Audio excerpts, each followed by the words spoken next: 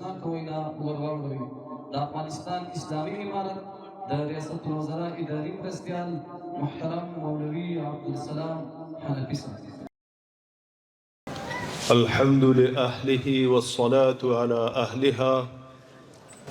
أما بعد فأعوذ بالله من الشيطان الرجيم.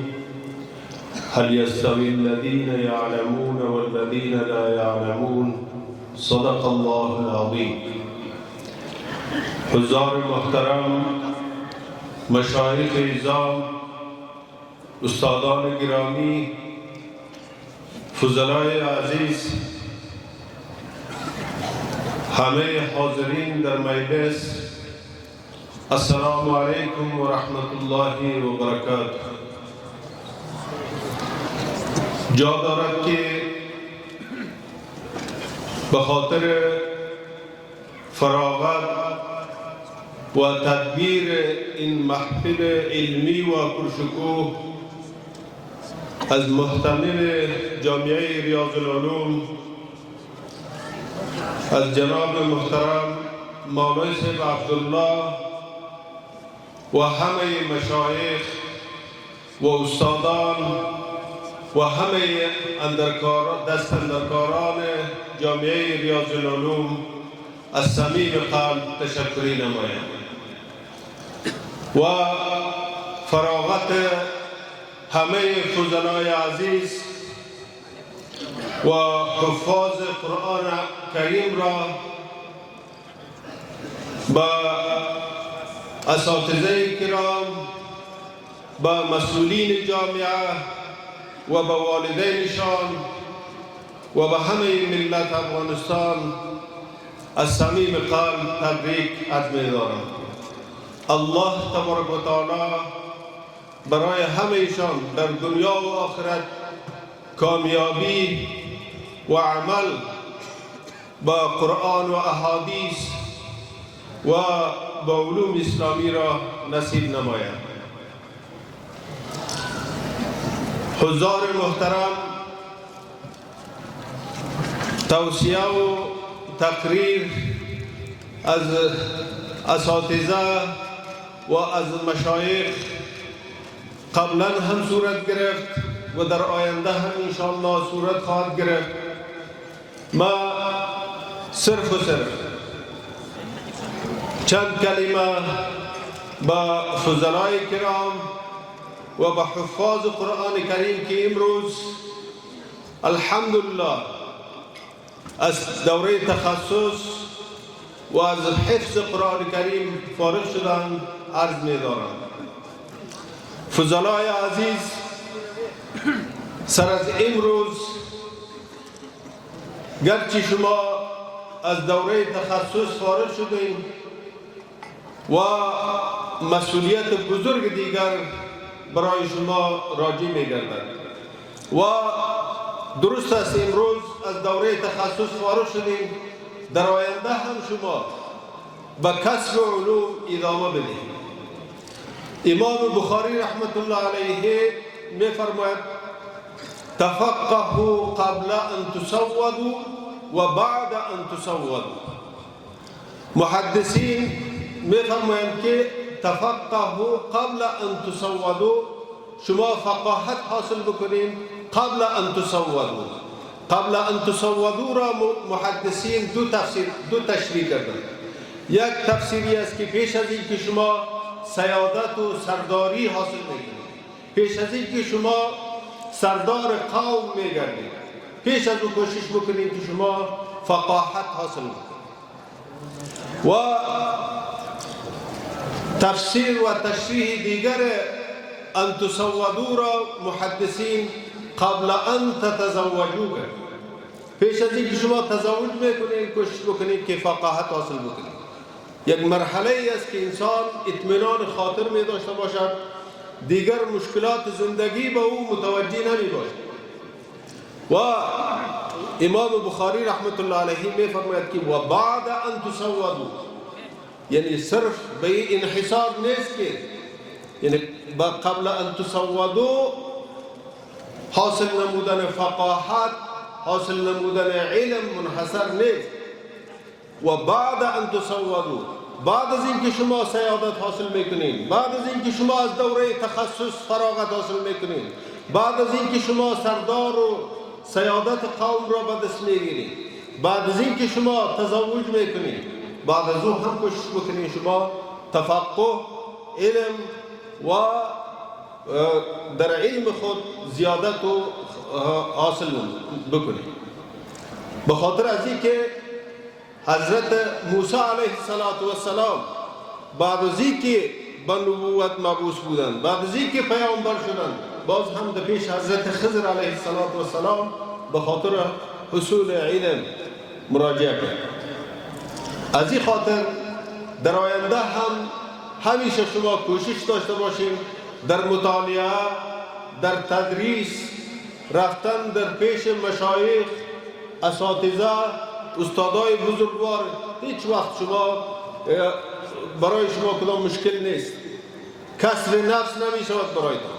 هر وقت شما کسایی که از شما کده زیادتر تجربه دارن، به تدریس مهارت دارن، هر لحظه شما میتونین در پیش اساتذه مراجعه بکنین، علم خود را از نگاه کمن و کیفن کوشش کنین که زیاد بکنین.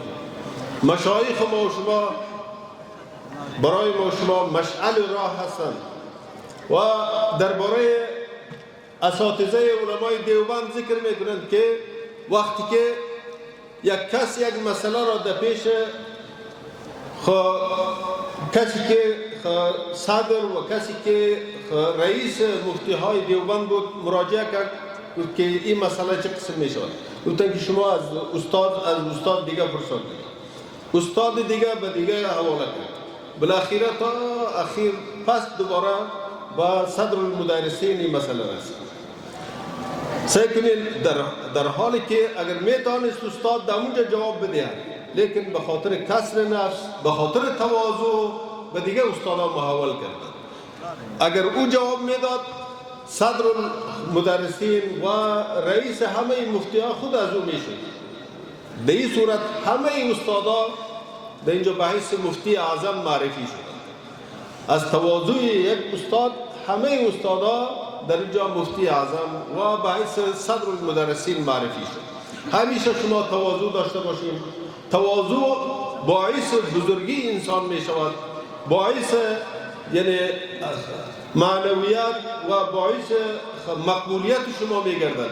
هیچ وقت تکبر نداشته باشیم و مثل طالبی که گفته بود معنوی از وی دو باشد جمله دیگر لفظی اند. گفته بود که در تمام مدرسه صرف دو معنوی است، یکی ما هستم، یکی استاد ما است، دیگر همه لفظی هستند. نه، خدا نخواسته قسم نباشه و هیچ وقت خدا معنوی و دیگران را لفظی معرفی نکنید، همه را معنوی معرفی کنید. در اون صورت شما خامخا معنوی میشید. تواضع، ادب، این توصیه بزرگای ما شما، توصیه اساتذه و مشایخ ما و شما و تا همه اخلاق و آدابی که قرآن کریم، احادیث نبوی، سیرت نبوی به ما شما یاد میدهد، این همیشه با خود باید مشعل راه خود بگردانید.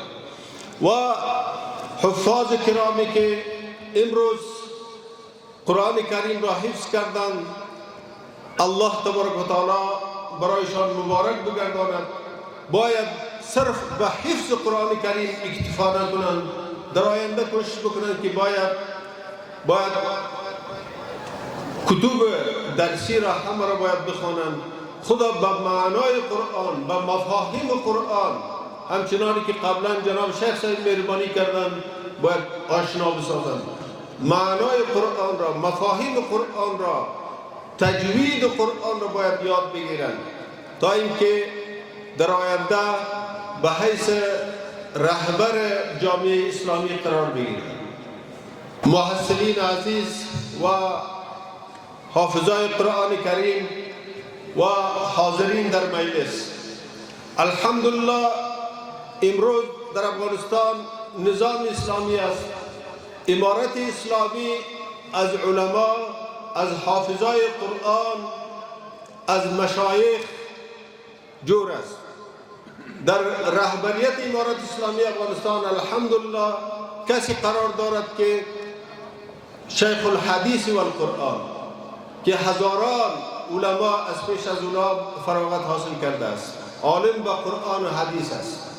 امارت اسلامی افغانستان با تمام انشاءالله امکانات، تمام امکاناتی که به دست دارد، به خاطر تقویه مدارس، به خاطر رشد علوم اسلامی و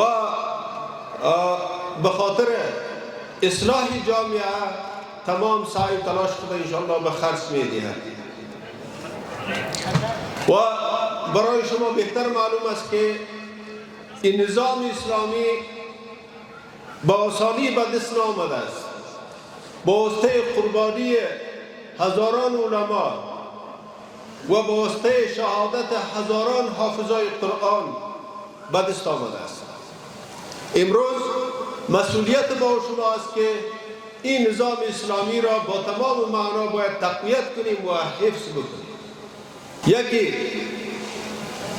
آوردن انقلاب است و یکی حفاظت از انقلاب است. آوردن انقلاب هم مشکل است.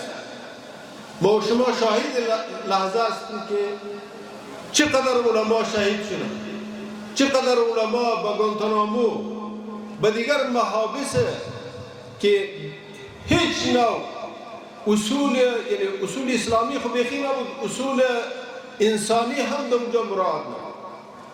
انواع شکنجه، انواع ظلم بر بالای علما تحمیل میشد.